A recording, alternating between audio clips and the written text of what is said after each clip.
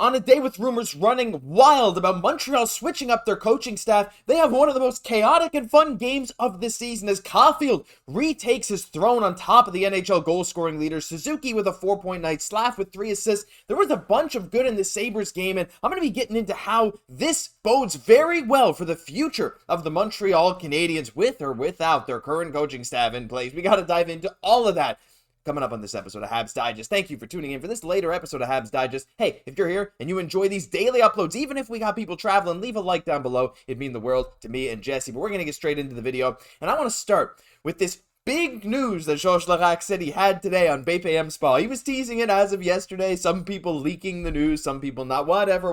But basically what he came out and said is his big piece of news was that Kent Hughes and Malte Saint-Louis, they went for coffee with Gerard Gallant. Now, Gerard Gallant, former NHL coach. He was a former Habs assistant for a number of years. You can see him with the Habs gear right there. I feel like a lot of people don't really remember that. And to be fair, I didn't really either until I saw it today. So there you go. But Gerard Gallant, a familiar face, familiar name. A lot of Habs fans were calling for him to be one of the names to be considered when they were looking for their new coach, or at least, put the ball in his court, see what happens. And even recently, when the rumors were coming out about what Larocque's big story could be, and we heard it might be about coaching, it was Gerard Gallant's name that a lot of people were talking about. But I'm just going to shut this down, because if you guys didn't see, nope, not that, that's not, we'll get into Lane Hutson later. Kent Hughes, this is from La Presse, they asked him, he said, I've never spoken to Gerard Gallant.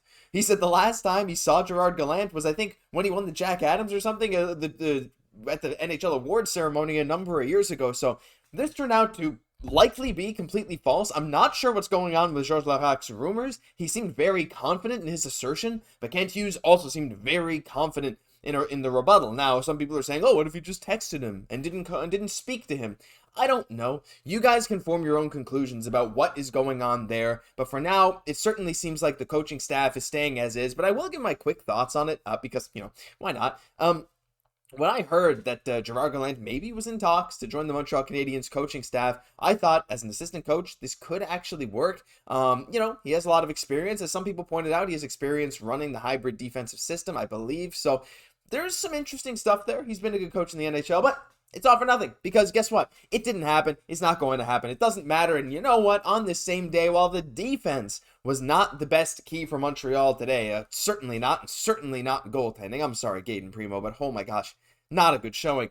Montreal still managed to do something good. And this here, to me, shows us why we should still be excited about the future. I still think I'm going to hold my stance that too many fans are getting way too reactionary about this. And I want you to go at me in the comment section if you don't agree. Now, on a game like this where we win big, probably not too many negative Nancys out there, but guys, we're in year 2.5 of a rebuild, when rebuilds usually take 4 to 7 to really start seeing these big results. I know we want to be improved. I'm not gonna harp on this too much. Let's focus on the big win today. So I want to get into the box score first and foremost, because watching this game was like watching what the Montreal Canadiens could be. The goaltending was poor, but that's something that ideally you have fixed in the future. Monty looked good when he was in there. He had 4 saves, not much to go off of, but we do have a guy like Dobeš who's been amazing in the American League. We got Jacob Fowler, who is, I would say, probably the best NHL goalie prospect at this point. Maybe not. It's maybe too early to say that again, because don't forget, Primeau had really good NCAA numbers, and so did Dobeš.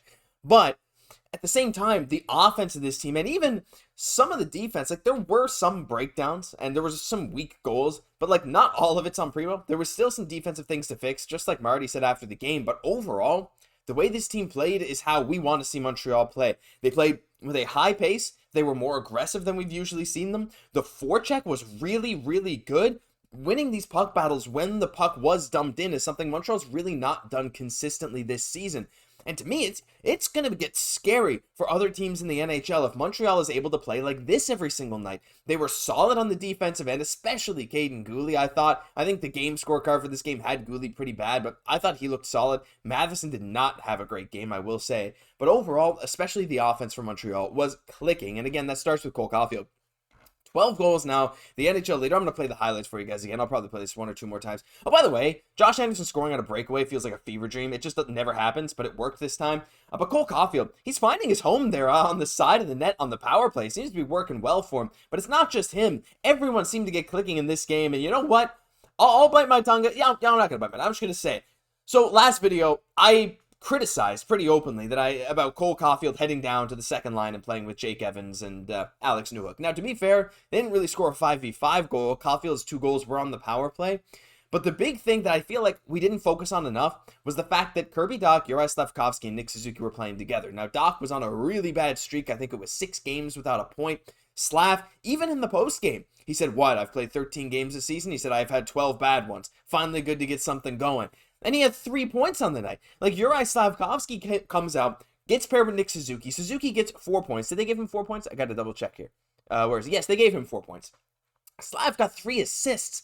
Slav is up to what is he up to? I think 12 points or 11 points in 13 games now, something like that. And Dach looked really good as well. He was winning these puck battles. He was dangling. He looked really smooth out there. He looked like he had ownership of the puck, and it was working really well. So we saw that top line click, which is something that we've been waiting to see forever, and it really clicked there at the end of that second period with Suzuki's back-to-back goals, both assisted by Slafkovsky and Dach. And to me, if that line can really get going, keep up that offensive pressure, not only the forecheck, but their ability to control the puck for longer periods of time in the offensive zone was really nice tonight. It wasn't consistent throughout the whole game, but there were moments. And that, again, is something that we've just been waiting to see. This team has felt like it's lacked a spark for a while. And even after Cole Caufield was on a bit of a cold streak, no goals in 4 or 5 games? I think it was 4 games. He comes out and gets 2 on the power play. And what do you know? The first one was assisted by Hutson, and then they ripped him back off the first power play, back onto the second. It is what it is. Matheson had another bad game. I'm done talking about how bad I want Hutson to replace him on the first power play. There's no point at this point. I know you guys will probably voice your opinions down there as well, but my gosh, the offensive game from Montreal was insanely good, and Christian Dvorak as well, and Josh Anderson both getting 2 points. Dvorak getting that empty net goal, that was almost a disaster. I didn't show that in the highlights. It was a bit funny. It was Anderson and Suzuki both going for it. Anderson wanted to give Suzuki the hat trick. Suzuki didn't want to take it. It is what it is. But I want to move on because I want to spend a bit more time specifically on our boy Lane. And Byron Bader, you saw this earlier if you were paying attention. Not even 20 games into his NHL career, Lane Hutson is producing like a superstar D-man. That's the good stuff. And Byron Bader is pretty familiar with a lot of advanced statistics and projections. And so he's saying like, man, Lane Hutson is producing like crazy. And not only is he producing like a superstar defenseman, he is right now tied for second in terms of points among all rookies. Now, this might change by the end of the night. Actually, as I'm recording this, Dallas just scored 6 goals in the first period, and Logan Stankoven was one of them, so he's, making his lead bigger. But Matvei Michkov playing on a line with Ryan Poehling and Anthony Richal. That's a Habs' first line in an alternate universe there. Richard with Poehling and Matvei Michkov. Anyway, I digress. Lane Hutson's right there with 10 points. He is tied for the lead in terms of assists for rookies this season. And he has just been so good. We're going to play the Lane train animation because we love him. Now, I don't know what's gone on with Lane, but doesn't it feel like the head fakes are just not really there as much? He's not as wild when he's making his zone entries, but he's still producing. So I don't know if that was a conscious decision. I'm sure it was. Like we saw that one game in Pittsburgh on a Saturday night a couple weeks ago where Lane Hutson just seemingly stopped doing all these big head fakes, jumping into the zone. He's still creating chances like he did before, and I'm actually going to go back to this again, and we're just going to watch through all of them because why not? I actually don't have them individually, but he creates this chance here on the power play. Should be on the first power play, but it's the Heineman goal that we'll see at the end after we finish appreciating these nice plays by Juraj Slafkovsky there, and also this one here. This probably should have been a penalty, but who cares? It doesn't matter. Slafkovsky got a sick assist, but it's the last assist after this Caufield goal, after another 6 Slaf assists, by the way. This one here, just like a simple play. I know it doesn't look crazy, but Lane Hutson is always making now these simple plays, which is something that wasn't, I guess, as common when he first started. He's always been flashy. He had some sick puck handling things today. Made the Buffalo crowd go, ooh, at one point when he dangled the guy at the blue line. But he's really making the right plays a lot of the time, and he has looked phenomenal defensively relative to our expectations. I'm not going to say he's the best defensive defenseman in the NHL. Far from that. But he is proving that his stick work especially, and honestly his positioning, has just been really, really good relative to what we wanted. His foot speed is not the fastest on the ice, but he's definitely not slow, and he's able to just be in the right spots on the defensive end. I have been beyond impressed with Lane Hutson. Lane train one more time so far this season. Honestly, I could go on and on about so many guys. I'm going to bring up the box score one final time just to go through, and I don't know. I'm on cloud 9 after this game. Yeah, the goalie sucked. Primeau, a lot of people are calling for him just to get sent somewhere. I mean, we'll see if Montreal decides to, I don't know, Capo Kakinen's on waivers. They're not picking him up. But you got like Dobesh and you got Connor Hughes down in the AHL. Maybe one of them could get a rep if this still continues for Primeau. I'm sure the Habs aren't ready to send him down yet, but my gosh, he has not looked good this season. Quick look through. Lucas Condata, honestly, is playing his role very well. Great on the forecheck, keeping puck battles alive. Top line was insane. Newhook being a -2 and Caufield being a -2 was a bit weird, but it was just that line, right? Jake Evans was still fine.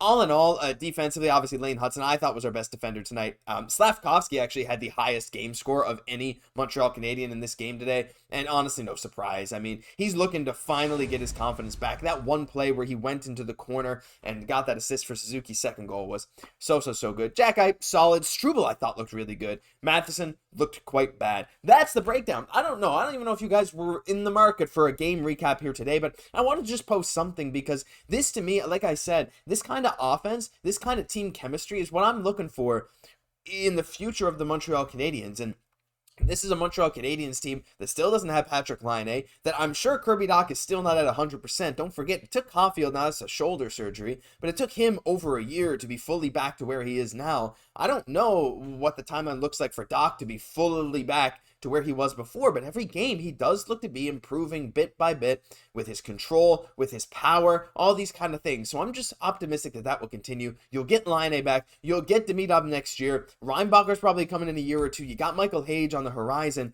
and a team that's capable of putting up nights like this. On Ukko-Pekka Luukkonen, who was one of the hottest goalies in the NHL coming into this game. He was the third star of the week last week. He was 3-0 with a 1.5 GAA, and the Habs made him look like nothing, right? So anyway, this is what I'm saying. This has big implications for the future. I'm so excited about this, and I want to hear all your thoughts down below, because that'll do it for this episode of Habs Digest. Bit later than normal, I know. I apologize about that. You gotta pull some strings there when you're traveling to get back to the normal setup. If you enjoyed, leave a like, comment, subscribe to the channel like you always do. I really appreciate all your support.